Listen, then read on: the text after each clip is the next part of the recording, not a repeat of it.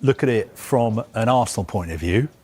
Arsenal point of view is, OK, Spurs won a trophy, but they finished 17th. We finished second.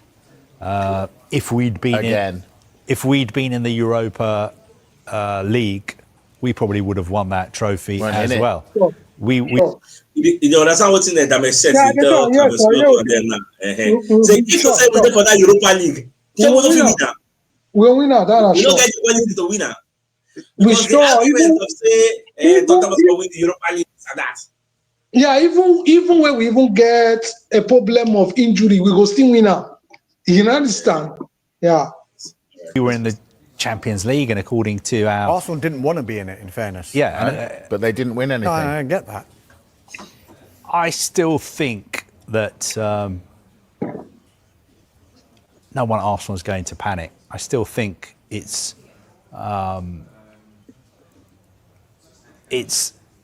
Arteta's done a really, really good job there. Okay. I don't understand why we live in a society where finishing second to Manchester City or finishing second to Liverpool. Second is nowhere. Elite sport, second is nowhere. Do they have to buy a striker? Where have we heard this? Before that man asked that, should they have to buy the striker? I don't know. You can't be like, say, for this panel, this Cavi, so like Cavi Solo and the machetes, the way that they ask us, the way that they take in information, like they just say, I can't understand a world. We are finishing second to Liverpool, finishing second to Man City like twice. Is forbidden, like it is seen as a bad thing. But in reality, you know, easy to finish that second, you know, easy. But just like the Arsenal fan base, everybody wants us to win something. As long as we never win, while are they? Yes. Yeah, the truth is that you know if you blame the fan base, as far as we never win, it's like we know they look that second like anything again. The reason being that the way these people take even more costs alone, even from this studio, then they feel say second not be anything. Then they feel like second not be anything. Baba, if not be anything, why Man City not there this season? If not be anything, this say Liverpool will win now. Why not there last 2 seasons? So the truth is that if we don't fit touch our with one of those primary trophy like EPL or Champions League, the narrative will change. The narrative will change. You understand? Yeah. This one before. Because if they'd bought a striker, maybe they would have won something.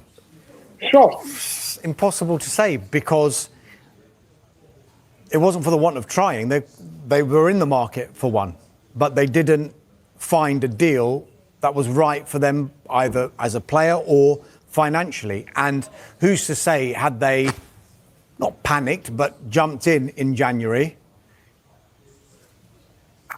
and they had a long-term first choice target who they weren't going to sign, would that have meant that their first choice long-term target would have become impossible come the summer? We do know that they will sign a striker in this transfer window. Sure. Mikel Arteta has said that they need more fight. No, I don't think so. Come on. No, I think...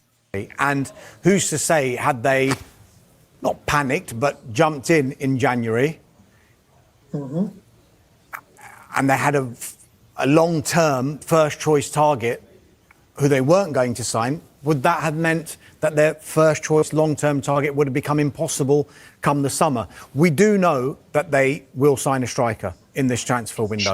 Sure. Mikel Arteta has said that they need more firepower and they need more goals. In Arsenal's defence, and I know we've talked about injuries and it happens to every club, their entire front line at some point in that last season was injured. So there's one thing saying that... where they reason. Yeah. Bring in a striker because it's hard to legislate for the entire front line being injured. Gabriel Jesus, Kai Havertz, Bukayo Saka, all long-term injuries that they suffered. Now, including Odegaard, two of the players, including Odegaard. Odegaard was our most. So they have been looking at Benjamin Sesko from RB Leipzig, who they did try to buy in January. The deal wasn't right for them then. They're still interested in him. Victor Gyökeres from Sporting, former Coventry City striker, of course. Had a fantastic season last season, had a fantastic season the season before at Sporting as well. He's another player that internally Arsenal are discussing, but they're just two of maybe a number. There might be a couple of other players that Carway alluded to yesterday that, you know, is it just maybe a ruse? Let's just carry on talking about them while we sort out another deal. Okay. So they are definitely in the market for a striker. I expect them to get one. We know Zubimendi's coming. Does that mean Partey is going? Oh, no, I don't think so. I think Mikel Arteta has made it clear publicly that he would like Thomas Partey to stay.